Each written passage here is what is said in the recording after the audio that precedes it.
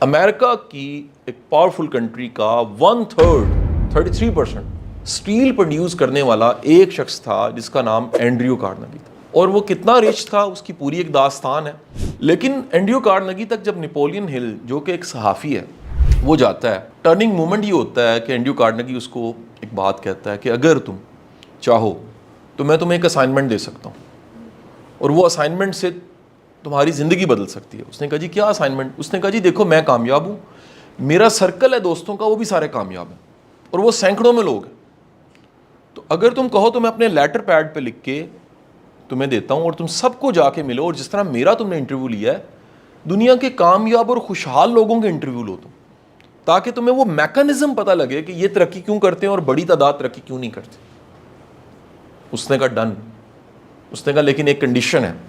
اس billionaire نے صحافی کو, نیپولین ہل کو یہ بات کہی, کنڈیشن یہ کہ اس کی کوئی سیلری نہیں ہے, اس کی تمہیں تنخواہ نہیں ملے گی, یہ تم نے کرنا ہے کرو اپنے پیشن سے, اگر نہیں کرنا. اس نے کہا ڈن.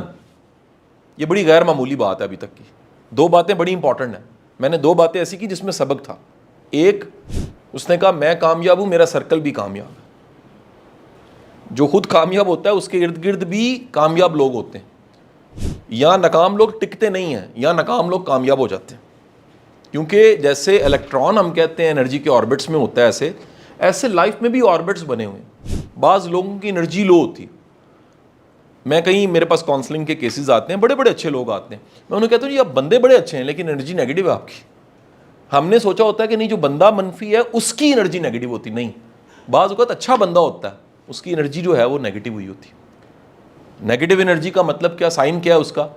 بندہ منفی زیادہ سوچتا ہے, بندہ ججمنٹل زیادہ ہوا ہوتا ہے, بندہ خود سے گمان کرنے لگ پڑتا ہے. گمان, بدگمانی کا مطلب ہے خود سے سوال اٹھانا, خود ہی سے جواب پیدا کر دینا, اور امید کا پہلو کم ہوا ہوتا ہے. یہ سائن ہوتا ہے کسی کے بھی نیگیٹو ہونے کا. کیسے پتہ لگتا ہے؟ میں بڑا سادہ سا کلیہ بتاتا ہوں تاکہ ٹاپک کی طرف واپس آؤں. کسی کی کنورزیشن چپ کر کے سنیے, اگر اس میں گلا شکوہ شکایت زیادہ ہے وہ نیگیٹو ہے. نمبر 2, اگر اس کے پاس کمپلینز ہیں صرف اور اس کے اندر فیلنگ ہے وائی می, میرے ساتھ ہی ایسا کیوں ہو رہا ہے, یہ سائن ہے اس کی انرجی کیا ہوئی ہے, نیگیٹو. اگلا سائن کیا, وہ زندگی کے ہر پہلو کو مثبت نہیں منفی اینگل سے دیکھتا, وہ چیلنج کو نیگیٹو لیتا ہے. وہ اگر کوئی اس کی غلطی اسے بتا دے اسے نفرت کرنے لگ پڑتا ہے, اس کو دشمن بنا لیتا ہے. وہ فیڈ بیک کو مانتا ہی نہیں ہے کیونکہ ایگو بڑی خطرناک چیز ہے, وہ نیگیٹو انرجی کر دیتی ہے. تو میں اکثر لوگ آتے ہیں, اس نے کہا بھائی میں کامیاب ہوں, میرے ارد گرد بھی کیا ہیں کامیاب لوگ, میں تمہیں لیٹر لے. اب ذرا کامیاب لوگوں کے میں 2-3 نام لے لوں جو خط اس کو ملے اور پھر فیوچر میں خبر نہیں تھی کہ کتاب دنیا میں آنی ہے اور جو دنیا کی کتنی زبانوں میں ترجمہ ہونی ہے اور اس کتاب سے کتنی دنیا مستفید ہونی ہے. تو اس میں نام مثال لے لیجیے, ایک ایڈیسن, بڑا نام ہے, 1249 ایجادات صرف ایڈیسن کی ہیں. مثلا برج سٹون, آپ ٹائر پہ دیکھتے ہیں لکھا ہوتا ہے برج سٹون. یہ بڑے بڑے اس وقت کے جو نام تھے نا وہ سارے اس کے فرینڈ سرکل میں تھے. اینڈریو کارنگی. سو نیپولین ہل نے ریسرچ شروع کی, کئی سال 2 دہائیوں سے زیادہ کا ٹائم لگا, اور وہ ریسرچ پبلک میں گئی کتاب کی شکل میں. اس کتاب کا نام success self help personal development کے شعبے کا ہر بندہ اس کتاب کو جانتا ہے. اس کتاب کا نام ہے think and grow rich. Think and grow rich, one of the fantastic book. میں صرف ایک جملہ آپ کو سنانا چاہ رہا ہوں, اس کتاب کا ایک جملہ میں آپ کی نظر کرنا چاہ رہا ہوں, صرف اس کے لیے میری 10 منٹ درکار تھے. نیپولین ہل کہتا ہے, وہ کہتا ہے میں نے ریسرچ کر کے دیکھا لوگوں کو کام نہیں مارتا, لوگوں کو وری مار دیتی ہے. دونوں ڈبلیو سے, یعنی اگر ان کا کمپیرزن کیا جائے کہ زیادہ دنیا میں لوگ مرے مینز کہ تھکے ہارے ٹوٹ گئے, وہ کام کر کے تھکے ہارے ہیں یا وری سے, تو پتہ لگا اتنا کام نے انہیں کھجل نہیں کیا جتنا وری نے کیا. اب وری کا مطلب کیا ہے؟ وری کو اگر ہم ڈی کوڈ کریں, اس ورڈ کو ہم تھوڑا سا ڈی کوڈ کریں تو یہ ایک ذہنی حالت کا نام ہے, اسٹیٹ آف مائنڈ, ذہن کی ایک حالت کا نام ہے وری. وری کی حالت میں سب سے زیادہ چیز پیدا ہوتی ہے نا, یا سب سے زیادہ ختم ہوتی ہے, اس کو کہتے ہیں ٹرسٹ, اعتماد. کس پہ؟ خود پہ. اور کس پہ؟ ایک سسٹم جو کائنات کا اللہ نے بنایا اس پہ. اور کس پہ؟ اس کی رحمت پہ. جب آپ کا وہ ٹرسٹ نیچے جاتا ہے تو آپ کی جو ذہنی حالت ہوتی ہے, میں نے صرف وری کا ایک اسپیکٹ صرف بتایا ہے میں نے. وری کو ابھی تک صرف اگر کیا ہے تو میں نے وری کو کنڈیشن صرف کس کے ساتھ کیا ہے, is about the lack of trust, صرف میں نے اس کے ساتھ ابھی جوڑا ہے. میں ڈی کوڈ کروں تو صرف وری پہ 2 گھنٹے بول لوں گا, لیکن میں صرف آپ کو بتانا چاہ رہا ہوں کہ ذہن کی وہ حالت جس میں آپ کو ٹرسٹ نہیں ہوتا خود پہ, کائنات کے نظام پہ اور رب کی رحمت پہ, وہ ذہنی حالت ہے وری. اس میں ذہن خود سے کام کرتا ہے.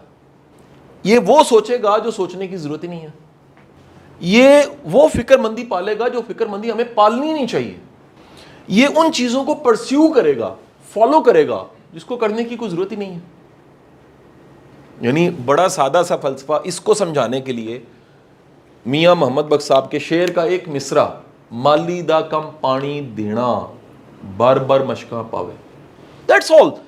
یہ وری کرنا ہمارا کام نہیں ہے, ہمارا کام ہے پوری کوشش کرنا اور باقی کیا کرنا, اللہ پہ چھوڑ دینا.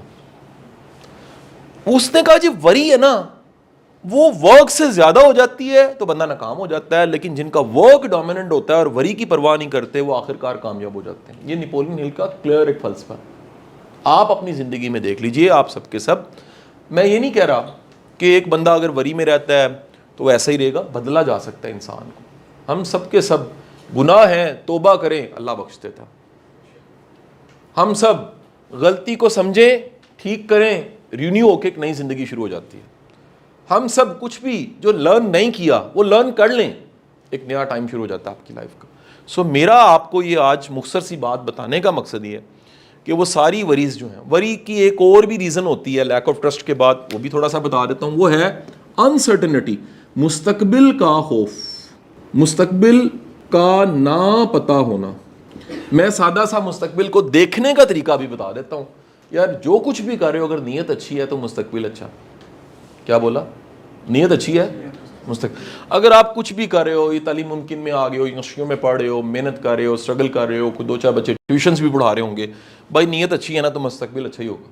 اگر اچھا ہوگا تو پھر بھائی ساری جان مارو اپنے کام پہ, فکر کرنے کی کوئی ضرورت نہیں ہے.